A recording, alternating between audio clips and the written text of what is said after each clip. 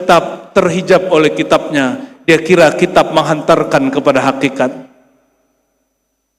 Inilah hijab orang belajar kitab. Ilmu bukan mendekatkan kepada Allah, malah menghalangi dia kepada Allah. Seharusnya ilmu mendekatkan diri kepada Allah. Engkau baca kitab yang di dalam dulu. Karena semua kitab yang ada di dunia berasal dari kitab yang ada di kolbu guru penulisnya.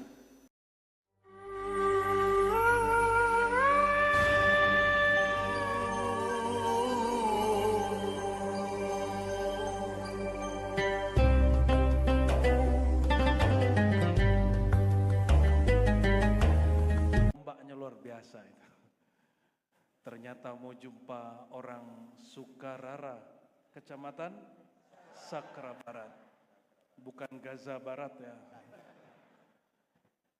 Kita doakan negeri kita supaya Allah amankan selalu. Kalau negeri tidak aman, bagaimana mau ibadah? Bagaimana mau buat tabligh akbar? Mau tabligh akbar dur di atas. Maka kita mesti prihatin saudara kita di Palestina, di Sudan, di Mali, di Libya, di mana-mana ya. Dan negeri paling santai, negeri paling aman hari ini negeri kita. Alhamdulillah. Jangan mau diadu domba. Ada orang yang adu domba kita atas nama agama, didik dia, bimbing dia, kalau tidak laporkan dia. Ada yang bawa-bawa politik, bubarkan politiknya.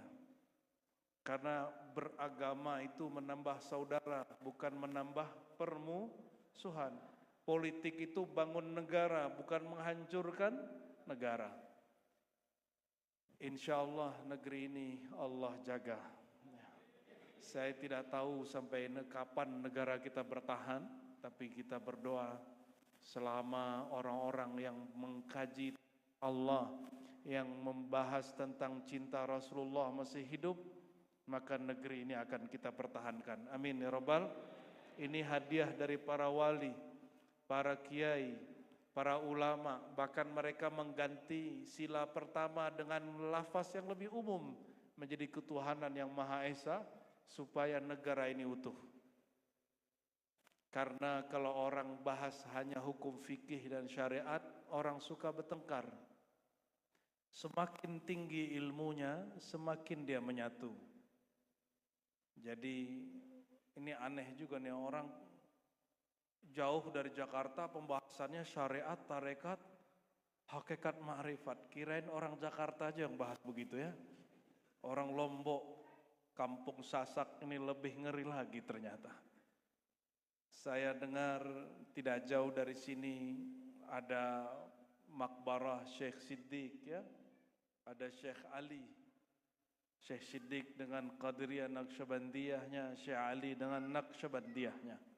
Saya yakin berkat pertemuan beliau-beliau itu, saudara-saudari hari ini hadir karena pengaruh doa-doa mereka, pengaruh dari ajaran-ajaran mereka. Semoga Allah Ta'ala kekalkan ilmu itu di kolbu kita. Amin. Allah berfirman dalam surat Yasin yang kita hafal semua. A'udzubillahi minasyaitonirrajim. Wa an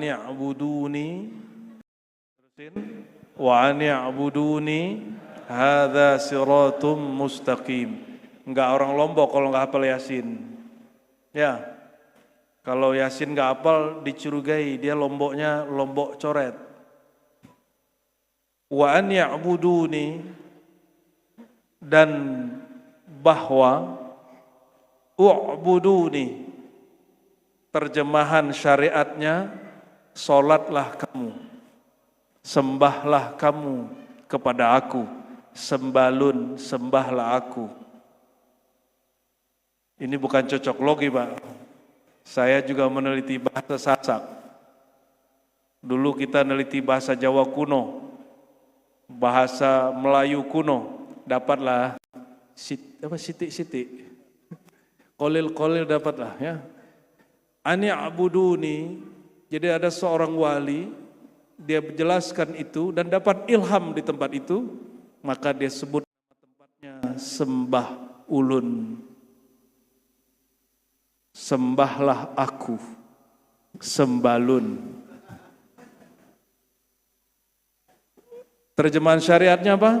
Sembahlah aku, beribadahlah kepadaku, solatlah 5 waktu. Itu terjemahan versi syariat. Maukah saudara-saudara ini kepala tunduk kepada yang tidak dikenal? Mau gak? Itu orang bodoh.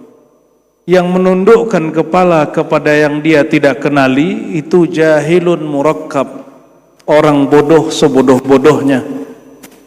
Maka Sayyidina Ali ditanya, "Ya Ali, hal arafta rabbak?" Wahai Ali, apakah engkau kenal Tuhanmu? Apa jawaban beliau? La a'budu syai'an la a'rifuh wa la usyahiduh. Aku tidak akan menyembah sesuatu yang tidak aku kenal dan tidak aku pandang. Maka ditanya oleh muridnya ini, "Oh, berarti kau memandangnya?"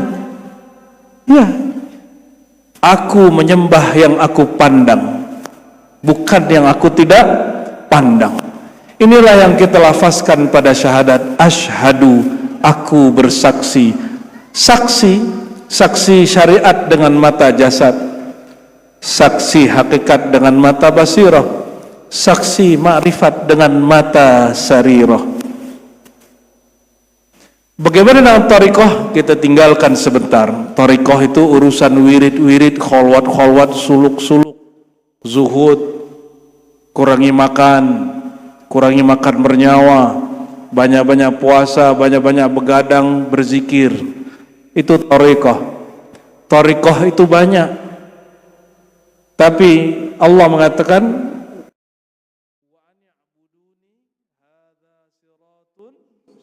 bahwa jalan kepadaku ini sirati satu saja. Jalan apa? Jalan yang menggabungkan ubudiyah, yang di situ ada hukum syariat, ada hukum tarekat, ada hukum hakikat, ada hukum ma'rifat. Walaupun tarekatnya banyak, mazhabnya beragam. Lalu apa yang disebut salat tariqah? Salat tariqah itu sebelum salat, karena Rasulullah mengajarkan, ini tariqah diajarkan Nabi. Sallu kama ra'aitumuni usolli. Salatlah engkau sebagaimana engkau memandangku salat. Ada yang jumpa Rasul? Enggak. Jumpa sahabat? Jumpa tabi'in? Jumpa Imam Syafi'i? Enggak. Jumpa Syekh Siddiq? Ada yang jumpa? 1, 2. Jumpa Syekh Ali? Tak. Jumpa siapa? Guru ngaji. Jumpa guru mursyid. Guru ngambil dari gurunya, ngambil dari gurunya, ngambil guru-gurunya sampai ke Rasulullah SAW. Maka yang dimaksud beliau, solatlah kamu sebagaimana engkau memandang gurumu solat. Itu solat tariqah. Disebut dengan rabitatul syekh, rabitatul mursyid, mengikatkan pandangan khayali, pandangan imajinasi kepada guru. Maka sebelum sholat, hadirkan dulu ilmu yang diajarkan guru, gerakannya guru, cara guru mengangkat tangan, cara guru menatap ke kiblat, cara guru berdiri tegak, berdiri betul. Itu namanya sholat secara tarekat. Sudah punya guru? Baru guru syariat? Mesti ambil guru tarekat. Ambil guru yang mengajarkan zikir qalbu, lalu kita bisa mengenang dia sebelum sholat. Tes. Mana yang lebih sahih? Ini. Meledak nanti nih. Oke, coba. Allahumma sholli ala sayyidina Muhammad. Jadi siapa yang mengajarkan sholat tarekat? Rasulullah sendiri. Bukan buatan sufi, bukan buatan mursyid. bukan buatan Imam Bahuddin Naqsyabandi, bukan buatan Syekh Abdul Qadir Jilani, bukan buatan Syekh Saman Abdul Hasan Syazili, bukan. Itu ajaran Nabi Muhammad sallallahu alaihi wasallam. Sallu kama raaitumuni sholli, hadis sahih riwayat Imam Bukhari. Salatlah engkau, caranya bagaimana? Sebagaimana engkau lihat aku salat. Jika Tuhan tidak lihat Nabi salat, lihatlah gurunya salat. Jadi apa jaminan sholat kita caranya, thariqatnya sama dengan Rasulullah sallallahu alaihi wasallam? Kita punya guru, bukan punya buku. Tidak cukup punya buku. Di Mekah orang-orang Lombok menceritakan kepada saya yang sudah tua-tua, bukannya Saulatiyah itu Ahlus Sunnah, Asy'ariyah, Maturidiyah dan Sufiyah bermazhab Hanafi. Orang Lombok banyak ngaji di situ. Guru saya ada orang Lombok ngaji di Saulatiyah Mekah. Ketika orang-orang Wahabi memaksakan ajaran Wahabi diajarkan di Saulatiyah, mereka gantilah kitabnya, tapi hanya covernya isinya masih akidah Ahlus Sunnah wal, ketahuan juga. Diganti lagi lah kitabnya. Jadi kalau kita hanya belajar lewat buku, covernya bisa menipu, cetakannya boleh salah, tapi kau belajar lewat guru, guru punya ruh, punya nyawa. Ruh nyawa itulah yang menyambung rasa kepada nyawa gurunya, nyawa gurunya terus sampai kepada nyawa ruhani Rasulullah sallallahu alaihi wasallam.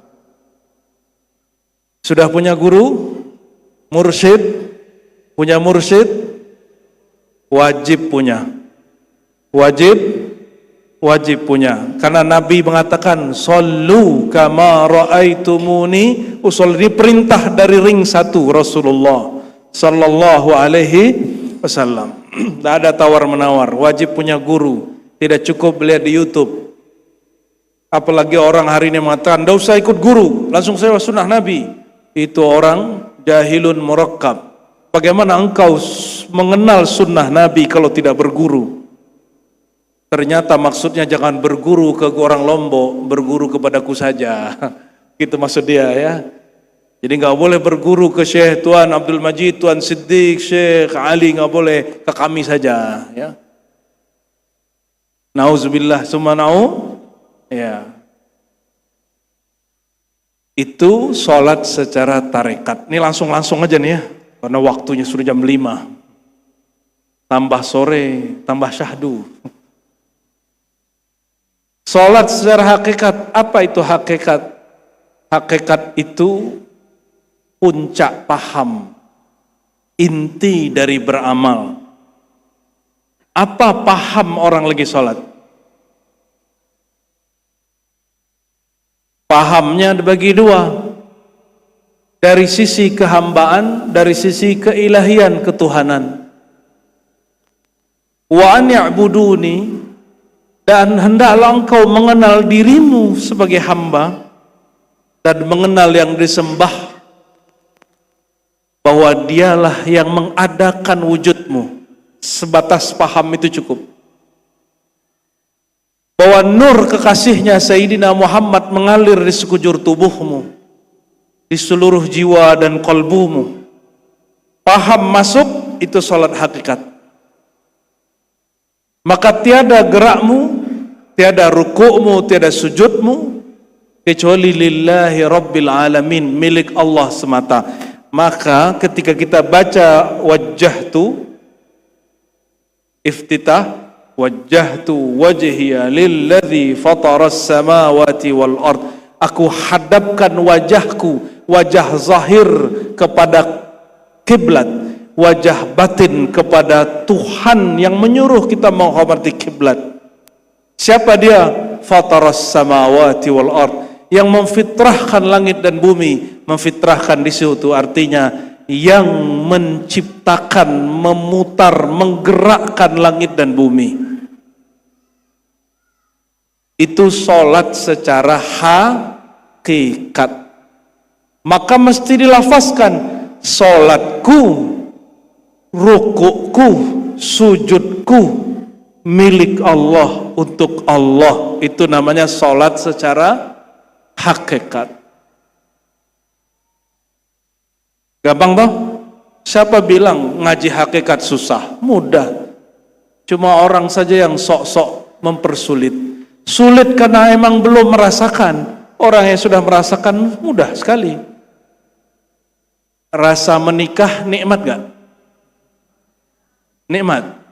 Pahitnya ada juga. Rasa nikah nikmat.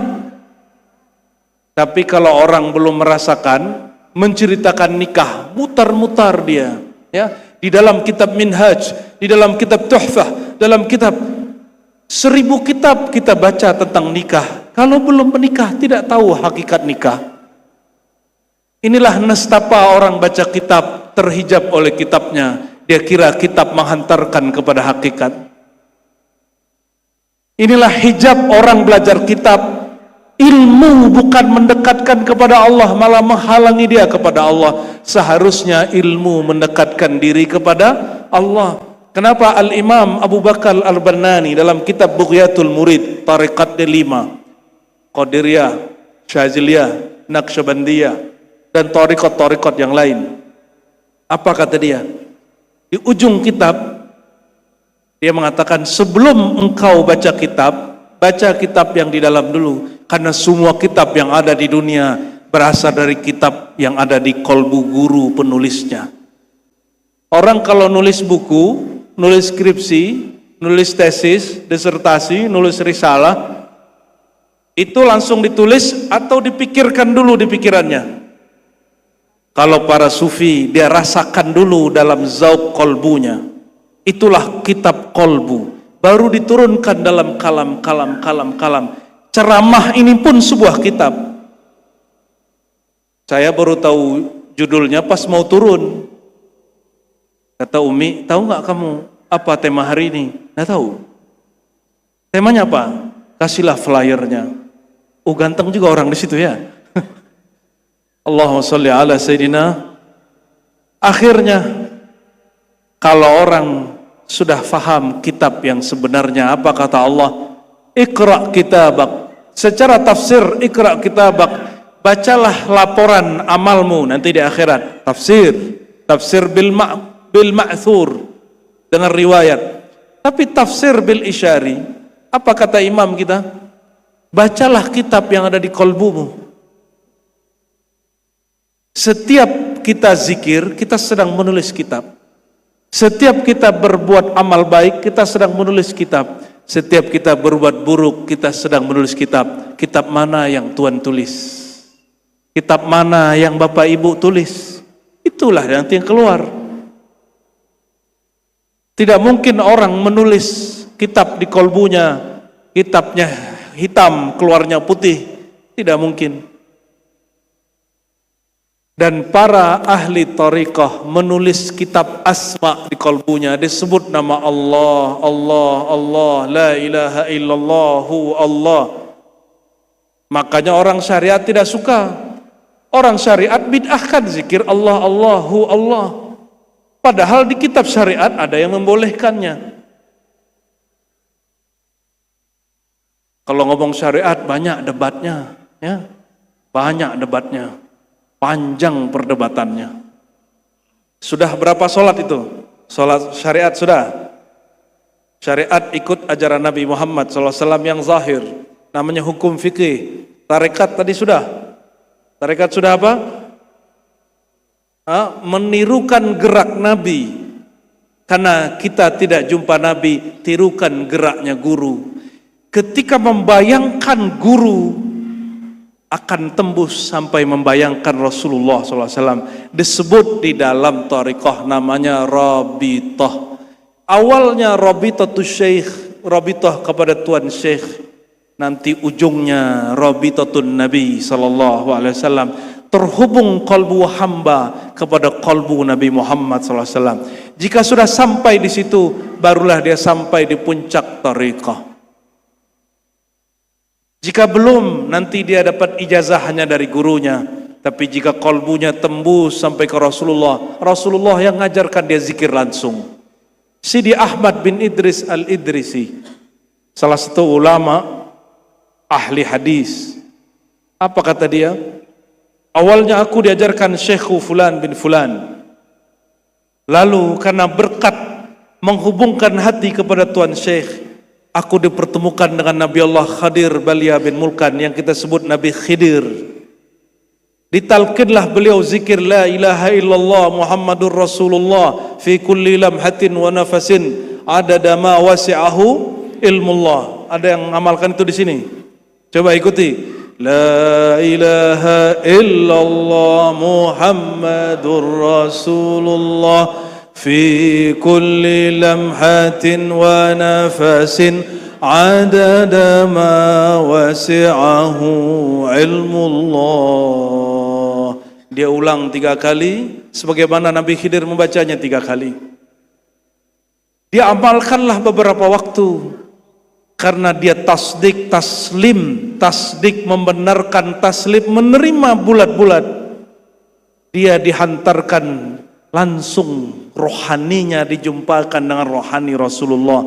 Rasulullah jasadnya sudah wafat, tapi rohani masih hidup. Karena ruh tidak pernah mati. Yang merasakan mati nafs, jiwa, sedangkan ruh tidak pernah mati. Kata beliau Sidi Ahmad bin Idris Al-Idrisi, fara'aitun nabiyya sallallahu alaihi wasallam wa ma'ahul Khadir alaihi salam. Lalu aku diperjumpakan dengan rohani Rasulullah sallallahu alaihi wasallam dan bersamanya Nabi Khidir. Falaqanani misla malaqananil Khadir alaihi salam. Lalu beliau baginda mentalkinkan, membimbing aku la ilaha illallah Muhammadur Rasulullah fi kulli lamhatin wa nafasin adada ma wasi'ahu ilmullah. La ilaha illallah Muhammadur Rasulullah fi kulli lamha, setiap detik, setiap kejap waktu, setiap gerak waktu, wa nafasin, setiap nafas, sebanyak ilmu Allah. Kalau kita baca itu setara dengan baca tahlil sealam semesta secara hakikat. Secara apa? Hakikat itu paham. Jadi talqin yang diajarkan Nabi Muhammad secara rohani, Nabi Khidir rohani kepada Sidi Ahmad bin Idris Al-Idrisi, namanya talqin tauhid la ilaha illallah hakikat. Karena isinya faham. Namun ketika diajarkan ke murid, murid beliau masih oke. Murid berikutnya masih oke. Generasi keempat, kelima, keenam turun derajat dari hakikat kepada tarekat. Akhirnya murid hanya sibuk mengulang-ulang dengan lisannya, fahamnya hilang. Padahal pahamnya, aku zikir la ilaha illallah Muhammadur Rasulullah sepanjang waktu, sebanyak ilmu Allah, setiap nafas naik dan turun. Itulah paham yang dipakai. Walaupun pikiran kita lalai, dada ini dipenuhi oleh masalah, kalbu kita banyak dosa dan noda. Kalau paham ini dibawa, sebelum mati Allah akan zahirkan paham. Orang mati, orang sakaratul maut, yang Allah keluarkan sebelum dia sakarat adalah hakikat yang dia pegang.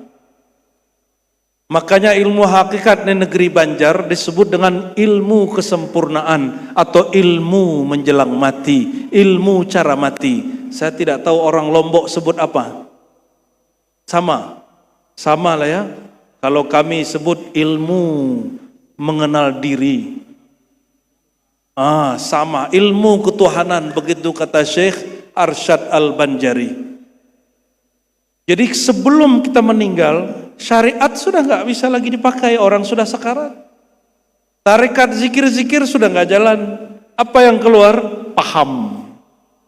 Maka ada yang salah faham, tidak usah syariat, tidak usah hakikat, tidak usah tarekat, paham saja. Karena nanti sebelum mati yang penting. Itu namanya salah faham. Namanya apa? Salah faham. Saya mau tanya, manakah yang lebih paham? Orang yang hari ini merasa berpaham itu lalu meninggalkan syariat, atau Rasulullah yang turun hakikat makrifat dari beliau? Mana yang lebih paham? Rasulullah sudah jumpa pemilik alam semesta, bahkan tidak pernah lepas pandang batinnya kepada Allah. Jika di Quran disebutkan untuk asbabul wurudnya, ketika orang tidak tahu arah kiblat, fa aina ma tuwallu fasamma wajhullah, kemanapun kau menatap di situ wajah Allah. Pandangan hakikatnya ada di kalbu Nabi. Apa kata Nabi? Ya, kemanapun dia memandang, apa yang di dalam Nabi, bukan kata Nabi, apapun yang beliau pandang, beliau menatap wajah Allah. Tidak mesti sholatnya tidak tahu arah kiblat. Tapi wajah Allah itu tidak dapat ditatap kecuali melalui wajah Rasulullah SAW. Maka yang mengajarkan hakikat tidak melalui syariat Nabi Muhammad SAW. Hakikatnya tertolak, matinya mati zindik. Ini saksi. Saya saksi. Saya belajar hakikat bertahun-tahun. Ya, kawan saya tidak mau sholat, Pak. Tidak mau bersyariat. Apa kata dia? Untuk apa kau sholat? Tuhan sudah dalam dirimu. Yang satu lagi tidak, dia cuma diam. Dia tidak sholat tapi dia diam. Dia sudah mabuk melihat memandang dirinya kecil tiada di hadapan Allah. Yang satu, yang pertama ini mengingkari syariat. Yang satu mabuk. Yang kedua ini meninggalnya husnul khatimah. Karena dia tidak mengingkari syariat. Dia hanya sedang mabuk bertuhan tapi tidak sempat sholat, lagi mabuk. Orang mabuk, syariat diangkat dari dia. Rufi al-qalam anis salas. Ya. Hukum terangkat dari 3 golongan. Bayangkan jika tua memabukkan membuat orang tidak kena hukum syariat, bagaimana jika itu, kata Sayyidina Rumi, Maulana Rumi mengatakan, jika ini bukan lagi toa bumi tapi toa arsyiyah, toa jannah, toa ma'rifat hakikat. Kalau orang minumlah anggur toa ma'rifat ini, dia akan mabuk bertuhan. Dia di bumi tapi perasaannya bukan lagi di bumi. Dia masih hidup tapi sebenarnya dia sudah mati. Orang sudah mati, sudah tidak ke syariat. Kalau jumpa wali begitu jangan ingkar dengan dia.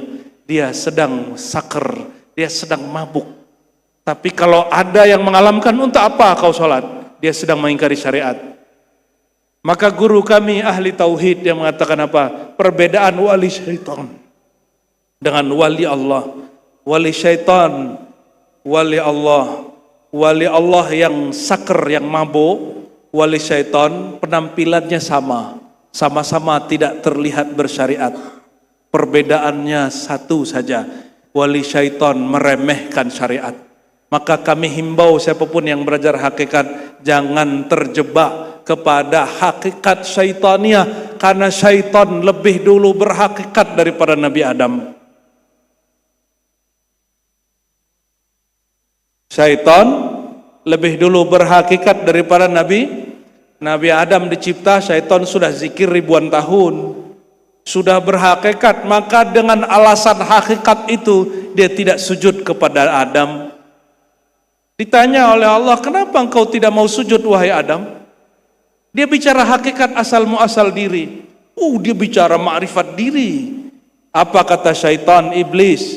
Khalaqtani min nar. Anasirku dari api, anasir dia dari tanah. Dia bicara anasir, Pak. Ilmu 4 unsur yang dibagi-bagi, yang sudah dibagi oleh ulama-ulama ahli hakikat di negeri kita. Jangan dikira orang bahas anasir sudah kenal Allah, belum tentu. Siapa tahu syariat hakikat dia hakikat syaitania. Kalau di riwayat kitab ulama ahli hakikah, iblis menjawab dengan jawaban yang lain. Apa kata iblis?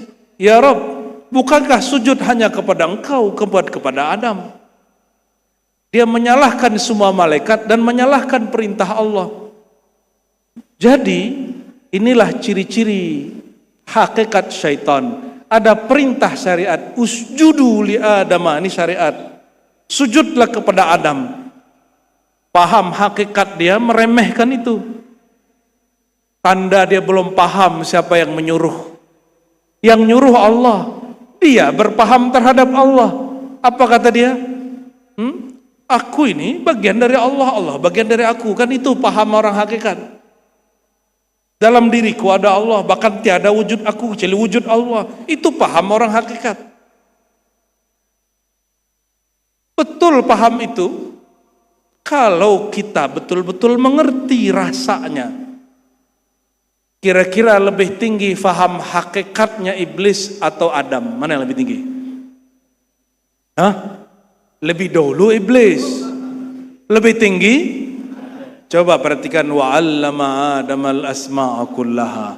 Allah ajarkan makrifat kepada Adam di atas hakikat namanya Allah ajarkan makrifat nama. Maka orang malaikat yang berhakikat, iblis yang berhakikat, dia kalah martabat 1 derajat.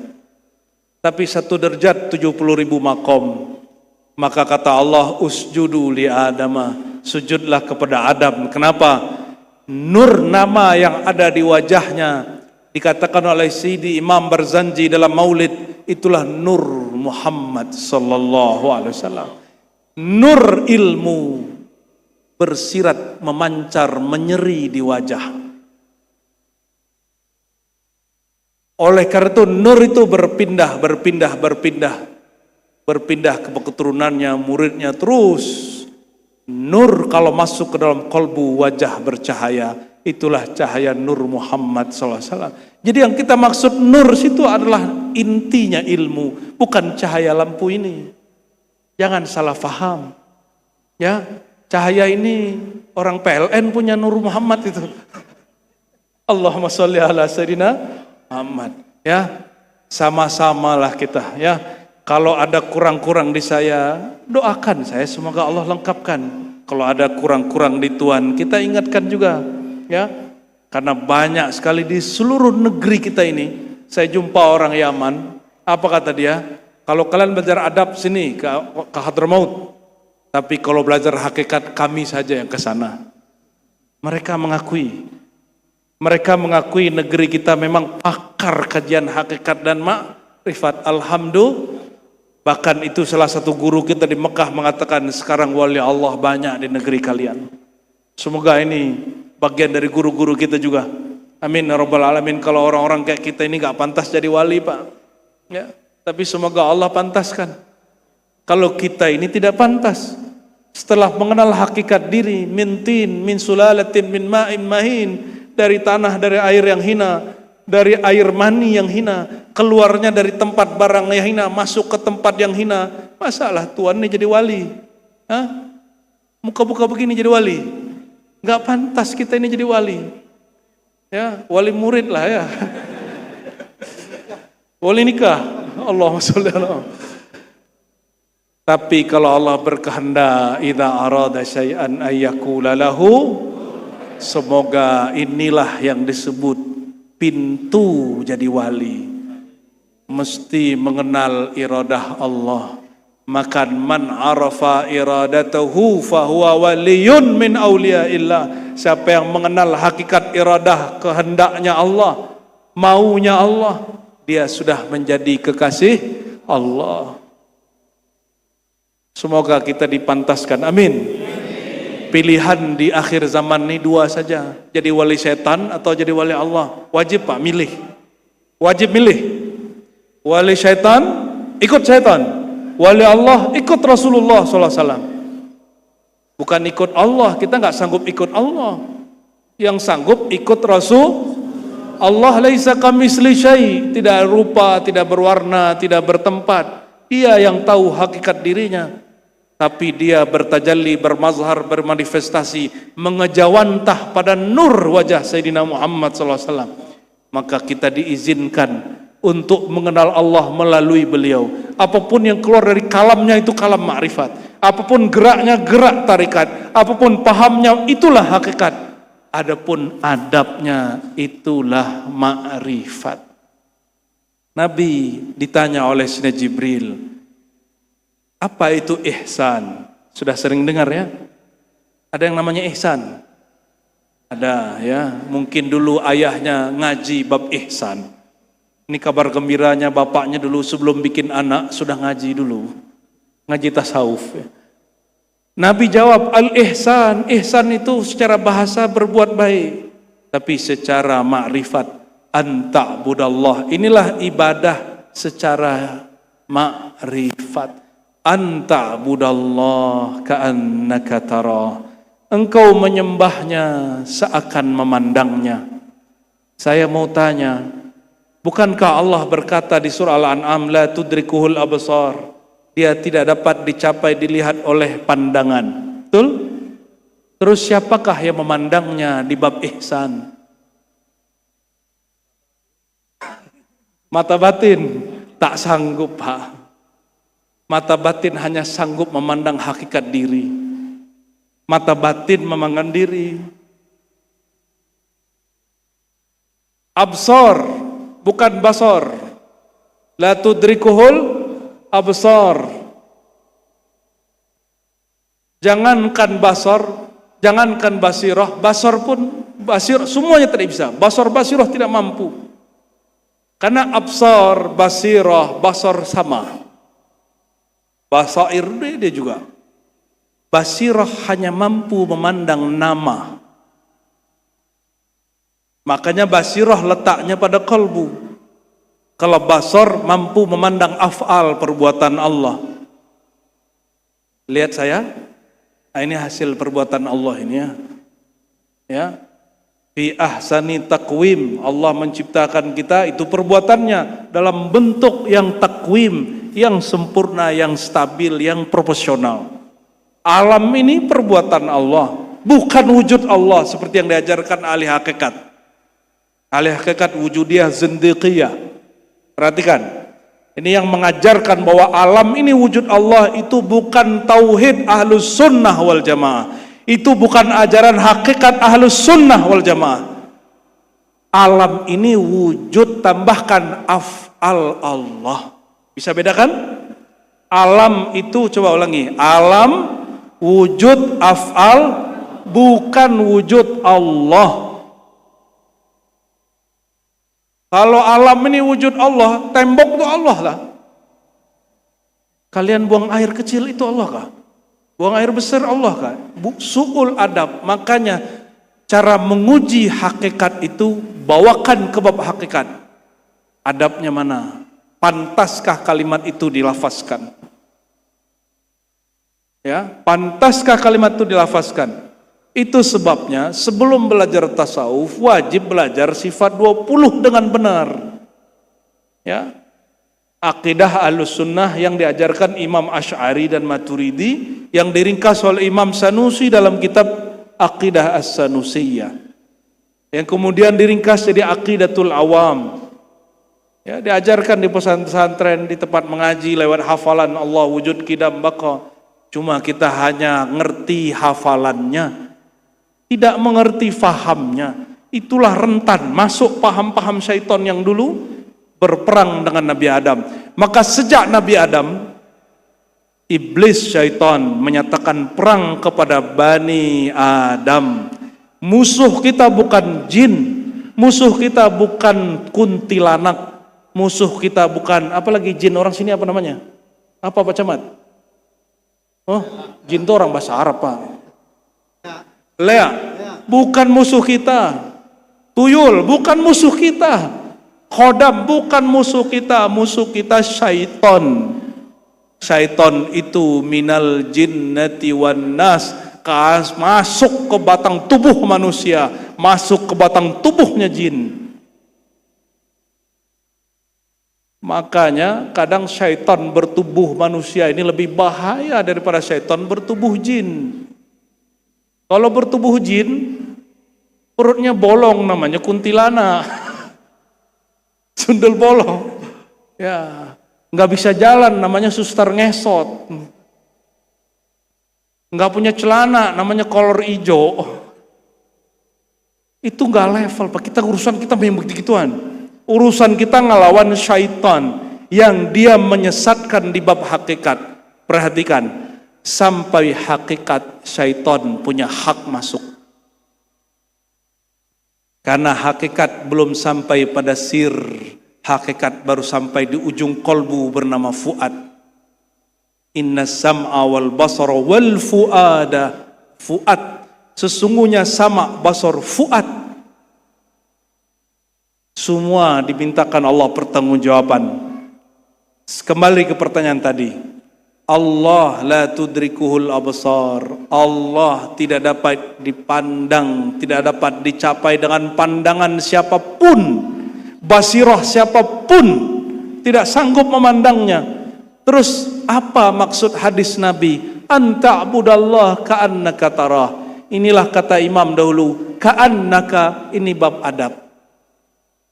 Ka'annaka berarti ka'annaka seakan-akan. Pada diri Nabi, Nabi benar-benar memandang. Tapi bukan pandangan jasad Muhammad bin Abdullah. Bukan juga basirah Nur Muhammad, itu makhluk. Nur Muhammad makhluk, tidak mungkin Khalik dipandang oleh makhluk. Yang mampu memandang Khalik hanya Khalik itu sendiri. Yang mampu memandang Allah hanya Allah itu sendiri. Maka Allah berilah jembatan wasilah. Al-wasilah itu bernama hembusan ruhnya Ahmad. Fanafakhtu fihi min ruhi. Lalu aku setelah ciptakan tubuh manusia, aku tiupkan, hembuskan pada dirinya rohku. Bukan zatku. Perhatikan, bukan wujudku. Yang Allah hembuskan apa? Rohku. Ruh Allah namanya Ahmad. Apa nama ruhullah? Nah, coba hafalkan. Ini kaidah ma'rifat. Ahad zatullah. Ikuti. Ahmad ruhullah. Muhammad nurullah.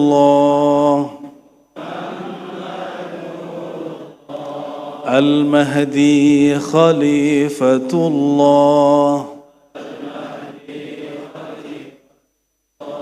Ahad nama dari zat Allah. Ahmad nama dari hembusan ruhul, bukan nama zat. Bukan nama zat. Ada Ahmad Muhammad bin Abdullah, ada Ahmad ruhullah. Apa perbedaannya? Sebenarnya dia juga, tapi berbeda dimensi. Kalau Ahmad ini hembusan Allah langsung. Karena hembusannya Allah sebut yas'alunaka 'anir ruh. Mereka bertanya kepada engkau tentang ruh yang aku hembuskan itu. Ini orang Yahudi nanya. Tapi Yahudi ini sebelum nanya sudah bikin kesimpulan. Kata mereka satu kelompok, ahli kitab, kalau benar Muhammad ini Rasulullah sama dengan Nabi Musa, pasti dia menjawab seperti Nabi Musa jawab. Apa jawaban Nabi Musa? Ruh itu rahasia Allah. Ayo kita tes. Datanglah mereka ke Madinah, mereka tanya kepada baginda, ya Rasulullah, ya Muhammad, ya, apa hakikat ruh? Apa jawaban Nabi Muhammad? Tunggu, turunlah ayat. Yas'alunaka 'anir ruh. Mereka bertanya kepada engkau tentang hakikat ar-ruh. Qulir ruh, katakanlah hai Muhammad, ar-ruh min amri rabbi, itu rahasia Tuhanku. Kalau rahasia dibuka enggak? Kalau rahasia dibuka enggak? Makanya Imam Sohrawardi dalam kitab Awariful Ma'arif, murid Syekh Abdul Qadir Jilani, mengatakan apa? Ulama kita tidak sepakat tentang ilmu ini. Satu kelompok bilang ilmu ini jangankan kalian, Nabi pun tidak diberi. Kelompok kedua, kalian tidak diberi. Ini diberi ke Nabi khusus. Dan lain sebagainya. Namun kita jawab pakai Quran lagi. Itu kan perdebatan ulama. Ya. Wa ma ya'lamu ta'wilahu illallah. Tidak tahu takwilnya kecuali Allah. Ibnu Abbas membacanya lanjut. Tidak tahu takwilnya kecuali Allah warrasikhun, dan orang-orang yang dalam ilmunya. Mereka mengatakan kami beriman, kami bersaksi. Berdasarkan itu Imam Hakim Tirmizi mengatakan, ya ini nukil-nukilan biar ilmiah Pak. Karena saya lihat ada orang pesantren yang hadirnya. Hakim Tirmizi dalam Nawadir Usul dan Hakim dalam kitab Siratul Aulia atau Khatmul Aulia mengatakan apa? Bahwa tentang ilmu ruh itu betul dia rahasia Allah, tapi dapat diketahui oleh Rasulullah dan rasikhuna fil ilmi, orang yang diberikan kedalaman ilmu, merekalah pewaris hakikat Rasulullah. Jadi ada yang mewarisi syariat Rasulullah, ahli fikih, ahli tafsir, ahli hadis, ahli bahasa. Jadilah kiai-kiai, tuan guru hari ini ahli kitab. Tapi tolong ahli kitab hargai kelompok kedua. Pewaris thariqah Rasulullah itulah mursyid-mursyid. Kiai-kiai yang mengajarkan tata cara zikir, khalwat suluk. Yang ketiga, pewaris hakikat, merekalah wali-wali Allah. Wali-wali, tapi walinya sudah khawas. Sedangkan ma'rifat, pewarisnya khawasul khawas. Balik lagi, ini belum tuntas pertanyaannya. Jadi yang memandang Allah siapa? Hah? Siapa yang memandang Allah? Allah sendiri, betul. Terus gimana caranya? Lalu apa makna syahadat kita? Asyhadu, aku bersaksi, aku menyaksikan. Apa maknanya? Anta abudallah ka'annaka tarah. Engkau menyembahnya seakan memandangnya. Saya bertanya kepada guru saya, terus diajarkan satu kaidah, lalu kita disuruh riyadhah. Dalam riyadhah itu Allah buka. Kita lapor, kata beliau, ini boleh diajarkan. Yaudah kita ajarkan. Teorinya, pahamnya aja. Kalau mau mengamalkannya, mesti punya mursyid. Ya. Ini kan tabligh akbar, Pak. Tabligh akbar bukan tarbiyah. Tabligh akbar itu hanya memotivasi supaya orang membangkitkan lagi ilmu ini. Naik di atas itu taklim, di atas taklim namanya tarbiyah takwin, membentuk. Baru orang diajarin zikir ini, diajarkan paham ini, khalwat di sini, bawakan paham ini, barulah nanti di atas menjadi insan kamil. Jadi siapa yang memandang? Gimana caranya? Ini kaidahnya kita kasih. Kullu man 'alaiha fan. Dalam Al-Quran ya, segala sesuatu fana kecuali wajah Allah. Kalau semuanya fana binasa, kecuali hanya wajah Allah. Berarti wajahnya menatap wajahnya. Perhatikan, Allah memandang makhluk namanya wajah rububiyah. Apa namanya? Makanya ayatnya paling gampang, Alhamdulillahi Rabbil. Segala puji kesempurnaan milik Allah. Rabb, apa arti Rabb? Pencipta, pemilik, penguasa. Kaitannya dengan Tuhan sebagai pencipta makhluk. Tapi ada wajah namanya wajah uluhiyah. Kalau Pak Camat sekarang kan wajahnya wajah Pak Camat nih, karena pakai baju camat. Ya, kalau di rumah wajah ayah. Ya betul. Kalau ketemu istri wajah suami, wajahnya sama. Betul Pak ya. Kalau ke kampus jadi wajah mahasiswa, culun lagi. Ya, ketemu kiai wajah santri. Kita diberikan Allah wajah-wajah ini. Jangan salah pakai wajah. Ya. Lagi di pesantren pakai wajah militer, nggak boleh ya. Lagi di kantor camat jangan pakai wajah santri, pakai wajah rakyat, melas-melas sedikit Pak. Ya, kalau pakai wajah santri nanti pakai dalil kita. Pak Camat mana dalilnya pakai KTP? Kan lucu lah nanti tuh.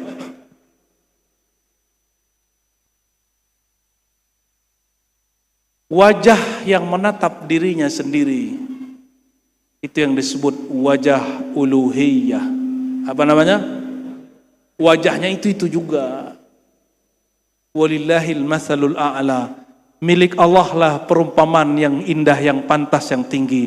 Maka kalau buat permisalan dalam ilmu hakikat, Jangan buat permisalan yang tidak pantas. Inilah perdebatan orang Aceh dulu, dua imam besar, satu Syekh Hamzah Fansuri, satu Syekh Nuruddin Raniri, dua imam hebat, imam sufi. Tapi Hamzah Fansuri meninggal duluan, Nuruddin Raniri nulis kitab, dia bantah ilmunya Hamzah Fansuri. Apa kata Syekh Hamzah Fansuri? Dalam syair-syair dia, syair perahu, syair ini, syair itu banyak sekali. Dia cakapkan, dia katakan, Allah itu ibarat biji, alam itu seperti batang dan dahan dedaunan. Maksud beliau, alam itu bersumber dari satu titik, diilustrasikan biji. Syekh Nuruddin Raniri, dia walaupun seorang mursyid tarekat Qadiriyah, dia tidak memahami dengan logika orang tarekat sufi. Dia pakai logika akidah Ahlussunnah versi Asy'ariyah. Apa kata dia? Kalau begitu, lebih besar alam daripada Tuhan, sebagaimana lebih besar pohon daripada biji. Sayangnya Hamzah Fansuri sudah meninggal, muridnya pun sudah mati. Seandainya muridnya hidup atau dia hidup, dia bisa boleh jawab lagi. Wahai Nuruddin Raniri, manakah bijinya ketika sudah ada batang tubuh pohonnya? Mana biji pohonnya mana?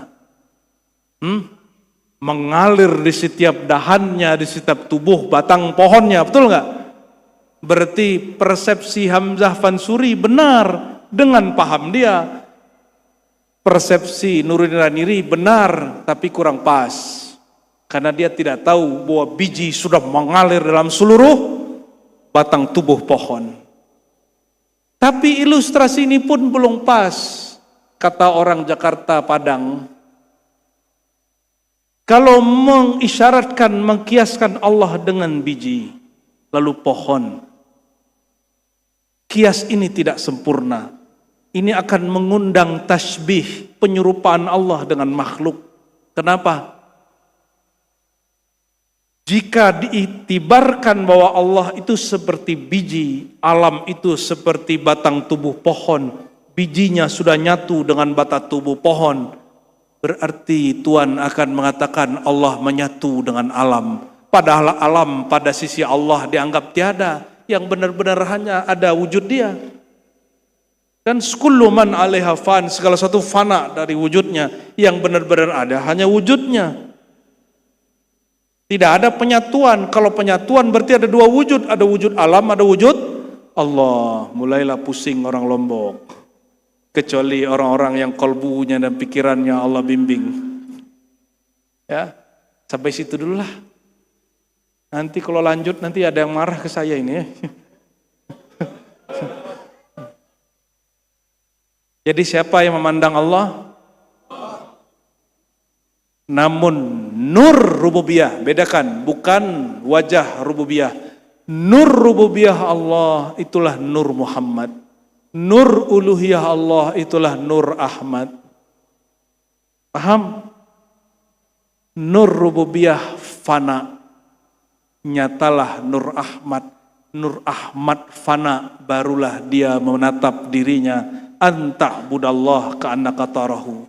Jadi engkau menyembah secara ma'rifat, engkau tahu bahwa hakikat dirimu berasal dari ketiadaan. Ya, awalam yadhkurul insan. Ya, bukankah manusia ingat? Ya, bahwa kami menciptakan dia, walam yaku syai'a. Awalnya dia tiada. Kembalikan diri ketiadaan, kembalikan diri kepada kefanaan. Fana dulu diri kita, nol dulu diri kita, itu yang disebut hamba.